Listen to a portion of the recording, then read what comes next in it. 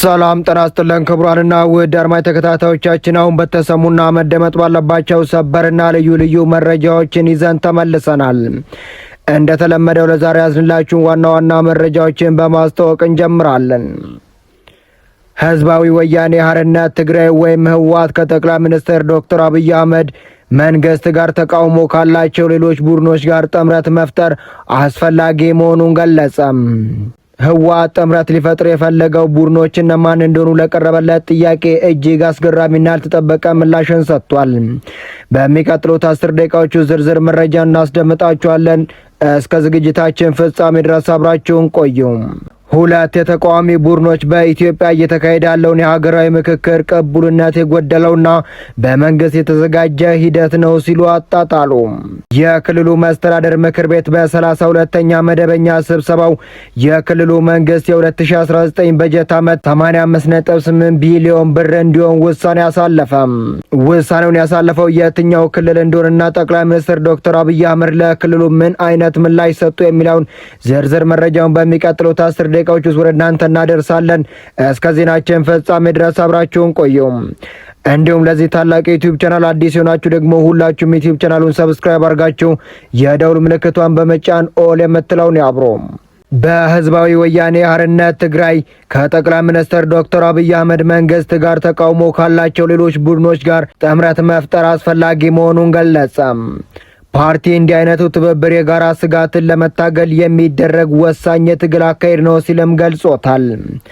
ህወሓት በዛሬው ዕለት ባወጣው ሳምንታዊ መግለጫ በትግራይ ክልል በተካሄደው ህዝባዊ ምክክር መድረኮች ላይ ከፌዴራል መንግስቱ ተመሳሳይ ስጋቶች ከተደቀነባቸው ሌሎች ኃይሎች ጋር ትብብር ማድረግ እንደሚያስፈልግ የጋራ መግባባት ላይ መድረሱንም ገልጿል።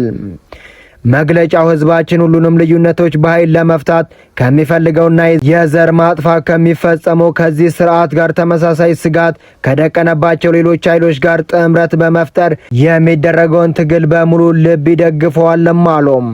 ሆኖም መግለጫው ድርጅቱ አብሯቸው ለመስራት ያሰባቸው ቡድኖችን ስም አልገለጸም ወይንም አሁን ስላሉትም ሆነ ወደፊትም ስለሚታቀሩት ጥምረቶች ዝርዝር መረጃ ከመስጠትም ተቆጥቧል። ይህ መግለጫ የወጣው የህወሓት ከፍተኛ አመራሮች በትግራይ በሚገኙ የተለያዩ ከተሞች ህዝባዊ መድረኮችን ማካሄዳቸውን ተከትሎ ሲሆን አመራሮቹ በክልሉ ደህንነት ላይ የተደቀኑ ስጋቶች እየጨመሩ መምጣታቸውን በማስጠንቀቅ ከፍተኛ የህዝብ ቀስቀሳንም አድርጓል። ህወሓት በመግለጫው ጠቅላይ ሚኒስትር ዶክተር አብይ አህመድ አስተዳደርን የፖለቲካ ልዩነቶችን በሰላማዊ መንገድ የመፍታት አማራጮችን ትቷል ሲል የከሰሰ ሲሆን የፌዴራል መንግስቱ የትግራይ ህዝብ ላይ የጥፋት ፖሊሲ እየተከተለ ነው በማለት አክሏል። ድርጅቱ የፌዴራል መንግስቱ ዘር አጥፊ ስርዓት ሲል በተደጋጋሚ የጠራው ሲሆን የኢትዮጵያ መንግስት ግን እነዚህን ክሶች በተደጋጋሚ ውድቅ ማድረጉም ይታወሳል። በተጨማሪም የምክክር መድረኮች ተሳታፊዎች የትግራይን ዘላቂ ደህንነትን ለማረጋገጥ ወታደራዊ አቅምን ማጠናከር፣ ድርጅቱን ሰራዊታችን ብሎ ለጠራው አካል ተጨማሪ የሰው ኃይልና የሎጂስቲክ ድጋፍ ማድረግ እንደሚያስፈልግ መስማማታቸውን ፓርቲው ገልጿል። መግለጫው በሲቪሎችና ተዋጊዎች መካከል የበለጠ አንድነት እንዲኖር ጥሪም አቅርቧል። መግለጫው ሰላዮቹ ሲል የጠራቸው አካላት የኮነነ ሲሆን ስማቸው ያልተጠቀሰ ግለሰቦች ከፌዴራል መንግስቱ ጋር ይተባበራሉ ሲልም ከሷል። በተመሳሳይ መልኩ ተታሏል ያላቸው ወገኖች ተመልሰው ድርጅቱ ወሳኝ ትግል ሲል ወደ ጠራው እንቅስቃሴ እንዲቀላቀሉ አሳስቧል። ይህ አዲስ የጥምረት ጥሪ ትኩረቱን ያገኘው የህወሓት ሊቀመንበር ዶክተር ደብረጽዮን ገብረ ሚካኤል ድርጅታቸው የፌዴራል መንግስቱን ከሚቃወሙ ሌሎች የፖለቲካና የታጠቁ ቡድኖች ጋር መተባበር እንዳለበት በቅርቡ ከተናገሩት ንግግር በኋላ እንደሆነም ታውቋል። በፌዴራል መንግስቱና በህወሓት መካከል ያለው ውጥረት እየቀጠለ በሄደ ቁጥር ድርጅቱ የፖለቲካ መልእክቶችን ከትግራይ ክልል ባሻገር ሰፋ ያሉ አጋርነቶችን የመመስረት ሀሳብ ላይ ትኩረት እያደረጉም ይገኛሉ። ህወሓት ለጥምረቱ የሰጠው አዲስ መግለጫ የመጣው ተቃዋሚ የኢትዮጵያ ህዝባዊ አብዮታዊ ፓርቲ የፌዴራል መንግስቱ ትግራይን ወደ ሌላ የጦርነት አዙሪት ሊከታት የሚችል አደገኛ አካሄድ እየተከተለ ነው ሲል ካስጠነቀቀ ከአንድ ቀን በኋላ እንደሆነም ታውቋል።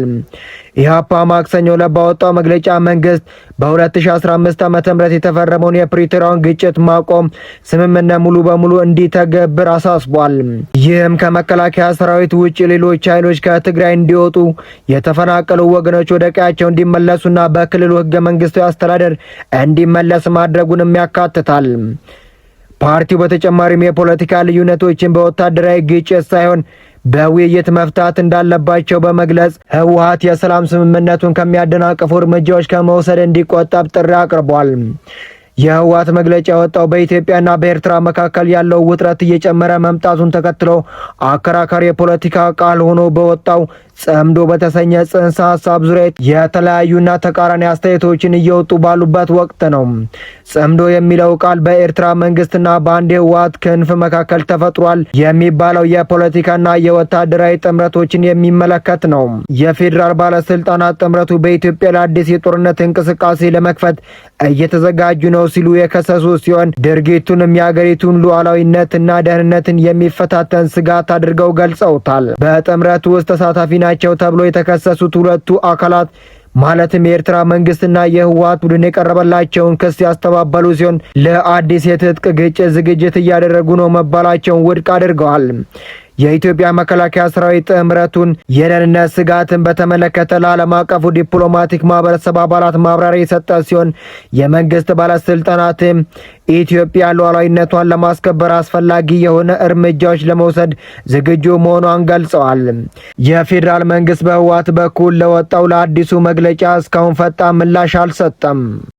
ሁለት የተቃዋሚ ቡድኖች በኢትዮጵያ እየተካሄደ ያለው የሀገራዊ ምክክር ቅቡልነት የጎደለውና በመንግስት የተዘጋጀ ሂደት ሲሉ አጣጣሉ። በተጨማሪም የተቃዋሚ የፖለቲካና የታጠቁ ቡድኖች ወደ ፖለቲካዊ ሽግግር ለማምራት ትብብራቸው እንዲያጠናክሩም ጥሪ አቀረቡም። የኢትዮጵያ ትብብር ለድልና ሽግግር የተባሉ ተቃዋሚ ጥምረት በዚህ ሳምንት ባወጣው መግለጫ የሀገራዊ ምክክር ሂደቱ ኢትዮጵያን እየተባባሰ የመጣ የፖለቲካና የደህንነት ውጥረቶችን መፍታት የማይቻል የማብሰልሰል ምክክር ሲልም ገልጾታል። ጥምረቱ እንደተገለጸው ሀገራዊ ምክክር በዓለም አቀፍ ደረጃ ለሰላማዊ ግጭት አፈታትና ለፖለቲካዊ ሽግግር እንደ አንድ መሳሪያ የሚወስድ ቢሆንም በኢትዮጵያ እየተካሄደ ያለው ሂደት ግን ዋና የታጠቁ አካላትን ያገለለ ሰፊ የህዝብ ተቀባይነት የሌለውና ስለ ፖለቲካዊ ሽግግር የሚደረጉ ውይይቶችን የሚደግፉ በመሆኑ ዓለም አቀፍ መስፈርቶችን አሟሉም ሲሉም ተችተውታል። መግለጫው በገዢው ስርዓት በአሁኑ ወቅት እየተካሄደ ያለው ብሔራዊ ምክክር ዓለም አቀፍ መስፈርቶችን የማያሟሉ ሀገሪቱ አሁን ካለችበት ማቅ ማውጣት የማይችል ጦርነትን የሚያስቀርና የፖለቲካዊ ሽግግርን ማምጣት የማይችል ሲልም ገልጾታል። ጥምረቱ ምክክር ኮሚሽኑ የሀገሪቱን ዋና የፖለቲካ ዝግጅቶች ወደ ጎን በመተው ለገዢው ብልጽግና ፓርቲ የሚመቹ አጀንዳዎችን ይዞ እየቀጠለ ነው ሲልም ከሷል። በተጨማሪም ጠቅላይ ሚኒስትር ዶክተር አብይ አህመድ በቅርብ ሽግግር መንግስትን የመወያያ አጀንዳዎችን አጥብቀው መቃወማቸውን የነቀፈው ጥምረቱ ፖለቲካዊ ሽግግርን የሀገር ምክክር ገና ከመጀመሩ የሞተ ነው ሲሉም ተናገረው።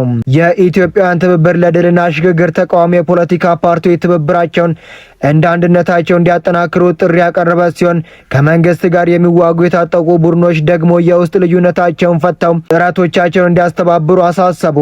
በተጨማሪም ከብልጽግና ፓርቲ በኋላ የሚኖረው የፖለቲካ ሽግግር የሚመራው የሽግግር ፍኖተ ካርታ ሁሉም የመንግስት ተቃዋሚ ኃይሎች በጋራ እንዲያዘጋጁ ጥሪ አቅርቧል። መግለጫው በተጨማሪም ቀጠናዊና ዓለም አቀፋዊ አካላትን የኢትዮጵያ መንግስት ወታደራዊ ፖሊሲዎችን ትቶ ወደ እውነተኛ ድርድር እንዲመጣ ጫና እንዲያደርጉ አሳስቧል። ይህ መግለጫ የወጣው የኦሮሞ ነጻነት ግንባር ኦሮሞ ነጻነት ሰራዊት ሐምሌ 12 2018 ዓ.ም የብሔራዊ ምክክር ሂደቱን የአንድ ወገን ንግግር ሲሉ ማጣጣሉን ተከትሎ ሲሆን ታጣቂ ቡድኑ ባወጣው መግለጫ ሂደቱ በጠቅላይ ሚኒስትር ዶክተር አብይ አህመድና በደጋፊዎቻቸው መካከል ብቻ የሚደረግ ውይይት ነው ያለ ሲሆን በአሁኑ አስተዳደር ስር ምንም አይነት እውነተኛ ሀገራዊ ምክክር ሊካሄድ እንደማይችልም ገልጿል። ቡድኑ ምክክሩ የጠቅላይ ሚኒስትርን ስልጣን የሚያጠናክሩና የኢትዮጵያ ክልሎችን የበለጠ የሚከፋፍሉ ህገ መንግስታዊ ለውጦችን ለማመቻቸት ያለመ ነው ሲልም ከሷል። እውነተኛ ምክክር ሊካሄድ የሚችለው የሀገሪቱን የትጥቅ ግጭት ካበቁ በኋላ እውነት፣ እርቅና የፖለቲካ ተሳትፎ በሚፈቅደው ሁኔታ ስር ብቻ እንደሆነም አስታውቋል። የክልሉ መስተዳደር ምክር ቤት በ32ኛ መደበኛ ስብሰባ የክልሉ መንግስት የ2019 በጀት ዓመት 85.8 ቢሊዮን ብር እንዲሆን ውሳኔ አሳለፈም። የደቡብ ኢትዮጵያ ክልል መንግስት መስተዳደር ምክር ቤት ባካሄደው 32ኛ መደበኛ ስብሰባ በክልሉ መንግስት የ2019 በጀት ዓመት የበጀት እቅድ ላይ በዝርዝር መወያየቱን ውሳኔ አሳለፈም። መስተዳድር ምክር ቤቱ በዚህ ስብሰባ የክልሉ መንግስት የ2019 በጀት ዓመት የበጀት እቅድ በክልሉ መሪ የልማት እቅድ ላይ የተቀመጡት ግቦችን ከማስፈጸም ለክልሉ ህዝቦች በጋራ የማልማት ህልም ስኬት በሁሉም ዘርፍ ምርታማነትን በማሳደግ ፍትሃዊ ተጠቃሚነትን ከማረጋገጥ እንዲሁም ሀገራዊና ክልላዊ የዘላቂ የሰላምና የሁለንተናዊ ብልጽግና ራዕይ እውን ለማድረግ የተጀመሩ ጥረቶችን የልማት ኢኒሼቲቮች ተግባር ከማጠናከር አኳያ በመጠን በዝርዝርም ተወያይተዋል። በዚህ ምክር ቤቱ የክልሉ መንግስት የ2019 በጀት ዓመት የመደበኛ እጪዎች፣ የካፒታል ወጪዎች እንዲሁም ለዞኖቹ የሚሰጡ የድጎማ በጀትን ጨምሮ በአጠቃላይ 85 ቢሊዮን 774 ሚሊዮን 425 ሺህ ብር እንዲሁም በሙሉ ድምጽ ለክልሉ ህዝብ ምክር ቤት እንዲተላለፍም መርቷል። ከበጀት ዓመቱ አጠቃላይ በጀት ውስጥ 56.2 በመቶ በውስጥ ገቢ የሚሸፈን መሆኑ የተገለጸ ሲሆን ቀሪው 43.8 በመቶ በፌዴራል መንግስት ድጎማ የሚሸፈን መሆኑም ተመላክቷል። ከዚህ ጋር በተያያዘ ርዕሰ መስተዳድሩ በክልሉ ውስጥ አቅምን በማጎልበት በራስ አቅም የህዝብን ታዳጊ ልማት ጥያቄዎችን በብቃት ለመመለስ መስራት በቀጣይ የክልል መንግስት ዋነኛ የትኩረት አቅጣጫ መሆኑን ገልጿል። ለዚህም በ2019 በጀት ዓመት በክልሉ በሁሉም የአስተዳደር እርከኖች አስፈላጊ ወጪዎችን መቀነስና በየደረጃው ለገቢ አሰባሰብ ስራ ልዩ ትኩረት በመስጠት ኢኮኖሚ ከሚያመነጨው ሀብት ፍትሃዊ ገቢን በማቀናጀት አግባብን በመሰብሰብ የውስጥ አቅምን ማሳደግ እንደሚገባም ጠቅሷል። ክልሉ በርካታ ጸጋዎች አሉት ያሉት ርዕሰ መስተዳደሩ በየአካባቢው በግብርና ኢንዱስትሪ፣ በማዕድንና በተለያዩ ኢንቨስትመንት መስኮች ያሉ እምቅ አቅሞችን ተጠቅሞ ከየዘርፉ የሚገኝ የኢኮኖሚ ተጠቃሚነትን ለማሳደግ በመስራት የገቢ ምንጮችን ማስፋት እንደሚገባ ማስገንዝቧል። በተጨማሪም የተመደበው በጀት ለልማት ስራዎች እንዲውል ማድረግ እንዲሁም የህብረተሰብ ተሳትፎ በማጠናከር በመደጋገፍ የህዝቡን የልማት ጥያቄ ለመመለስ በልዩ ትኩረት እንዲሰራም አሳስቧል።